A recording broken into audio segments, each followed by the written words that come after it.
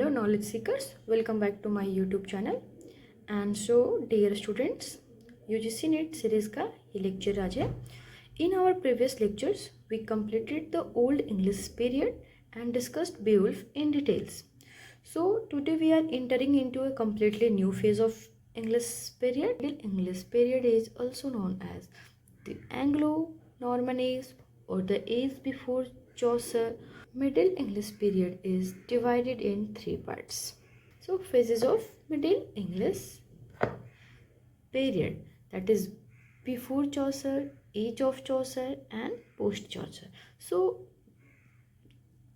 Middle English periods begin with Battle of Hastings, that is 1066 to 1500. We will study Middle English period from 1066 to 1500, and this period is divided in three parts, that is before Chaucer, then age of Chaucer and then post Chaucer, that is after Chaucer's. Okay, so before Chaucer, the Anglo-Norman is a period shaped heavily by the aftermath of the Norman conquest and French aristocratic influence. So after battle of Hastings French का influence बहुत ज़्यादा हो गया था, ठीक है. And then age of Chaucer, the late 14th century, a time of great literary output, and because of this Geoffrey Chaucer, the father of English literature, he is also the father of English literature. So from 1066 to 1500, this is Chaucerian age, is the prominent age, and during this age literature flourished, and we have great literary works from this period only itself, from 1066 to 1500 if we talk about. And then post Chaucerian age, that is 15th century, literature that developed following Chaucer's death, heavily imitating his style and transitioning into the Renaissance. So after 1500, I have discussed, when I was discussing periods of English literature, I told you that from 1500 it is Renaissance. My dear students, in this lecture we are going to focus on the age before Chaucer, particularly the Anglo-Norman or early Middle English period, you can say. So this begins from the Norman conquest, that is 1066, the Battle of Hastings. So the story begins with Edward the Confessor.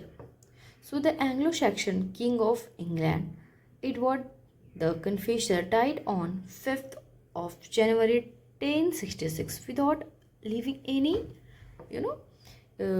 child.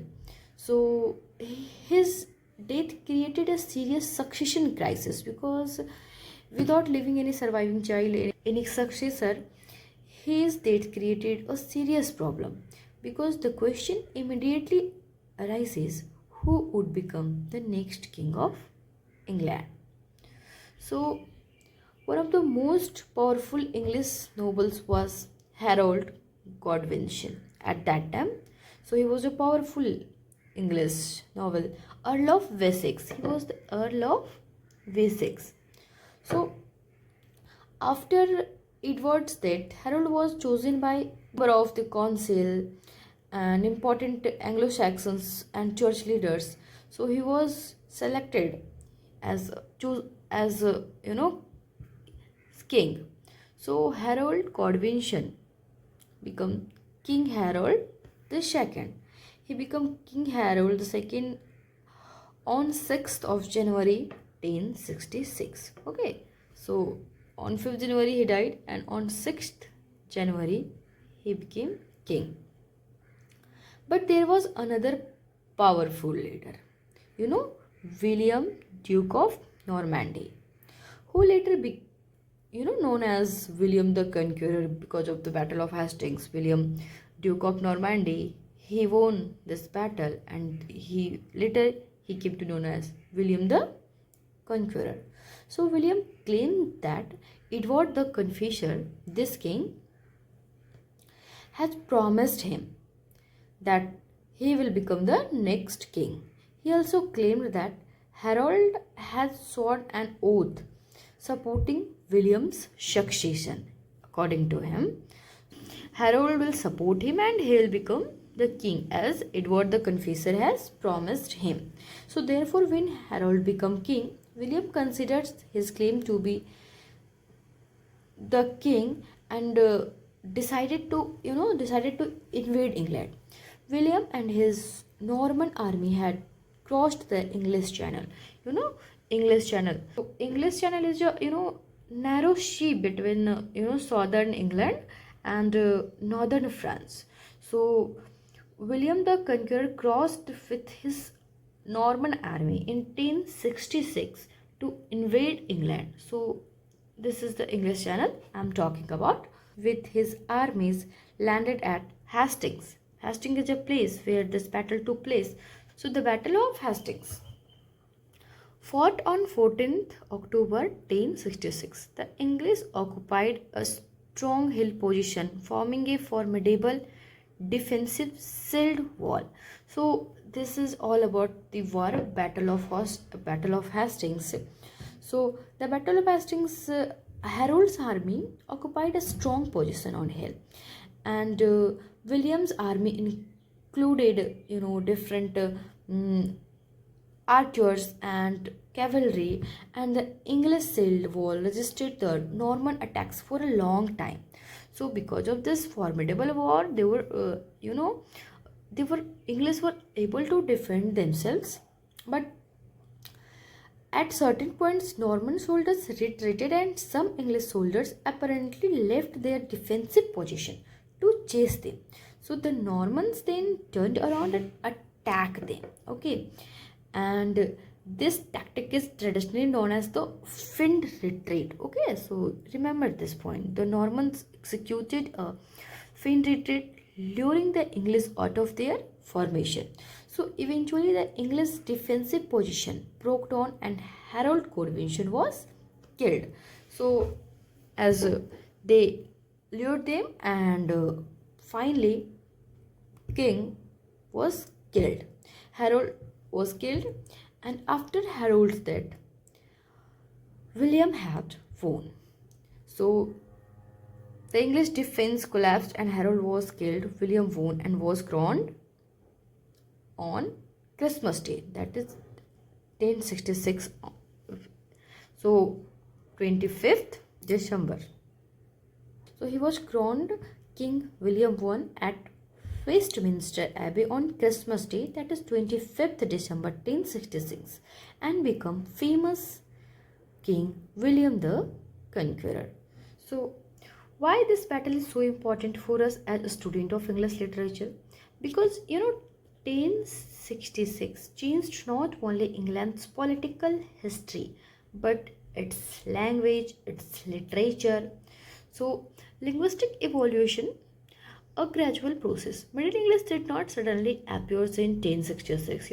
After Battle of Hastings, Old English has vanished and Middle English has appeared. This has not happened suddenly. The transition from Old English to Middle English was deeply gradual. So the Norman conquest acted as a major catalyst, rapidly accelerating linguistic shift in England. The English language systematically lost many of its old complex grammatical inflections. So English absorbed a massive influx of French and Latin words, enriching the language for future literature. Actually, after the Norman conquest, England developed a fascinating three-language situation, three prominent languages. So first language was English, their language, that is Old English. It continued to be spoken by the majority of the population. But the second language was French, and the Norman ruling class and aristocracy spoke French. After Battle of Hastings, Normans came there, and Normans are from France. So France से आने के बाद Anglo Norman French का वहाँ पे influence दिखने लगा. सो French therefore become associated with क्योंकि इन्वेडर्स आए थे, तो जब वो रूल करने लगे तो रूलिंग क्लास में क्या हुआ कि फ्रेंच लैंग्वेज प्रोमिनेंट हो गया. French therefore become associated with the royal court, aristocracy, government, law, administration, chivalry. And then third language is Latin. Latin did not come to England with William the Conqueror. Actually, as I have also discussed in my previous lecture, in 597, Augustine of Canterbury arrived from Rome, sent by Pope Gregory the Great, and played a major role in the Christianization of Anglo-Saxon England. And from there, Latin came in England. So, and also you must remember King Ethelbert, first person who converted into Christianity. So therefore Latin became the language of religion, education, scholarship. So remember, English common people, French powerful people and aristocrats, and Latin church and learning. So Middle English did not suddenly appear in 1066. Must remember, it is a transition, Old English to Middle English, and it is a transition from Old English to Middle English. So now a new literary world. So before Chaucer, there is not very important literary works for your examination, but few works are important. So please remember their names. So religion and morality, romance and chivalry, and Arthurian legends. Arthurian legends were very important. And mythic stories of King Arthur, knights, round table, and tales of love, brave knights. And in religious prose, they were important works. So literature of the early Middle English period reflects the interaction of English, French and Latin tradition. Important literary works from the Middle English period: Geoffrey of Monmouth, Wace, Lemon. These are important names from Middle English period. So remember their name as well as remember their works. Historia Regum Britannia founded the legendary history of Britain and the Arthurian tradition. So this is a book, for historical references. This is very important, and UGC has asked many questions many times. Name of the work and writer. Match the column में ये लोग एक सही writer दे देंगे और works दे देंगे, और सही राइटर्स को उनके वर्क से मिलाने के लिए बोला जाता है. ऐसे क्वेश्चंस बहुत बार पूछे जा चुके हैं. सो वेज, हिज वर्क रोमन डेब्रोट, very important. So adapted Joffrey's work transmitting the Arthurian myths into French. So remember, Geoffrey of Monmouth Latin, Wace French, and Lehman Middle English. So his brought the Arthurian tradition into English based largely on Wace adaptation. So remember these writers and their works and their language as well, because in examination many times you just had asked that Historia Regum Britannia is written in English or French or Latin.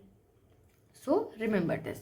Okay, Geoffrey of Monmouth, Wace and Lemon, they are important writers from Middle English period before Chaucer. Okay, and the Owl and the Nightingale, a debate poetry of this period, is very important. Must remember, one of the finest and most famous example of the Middle English debate poem. The poem features an owl and a nightingale engaging in a fierce, structured argument about their respective qualities, merits, and lifestyle. This work perfectly represents the medieval tradition of presenting intellectual or moral arguments through two opposing personified voices. So tradition of debate poetry begin from this period, and the Owl and the Nightingale is important work. The writer of this name is not known, but this work is very, very important. So remember this, it presents the medieval tradition of presenting an argument through two opposing voices. So remember this.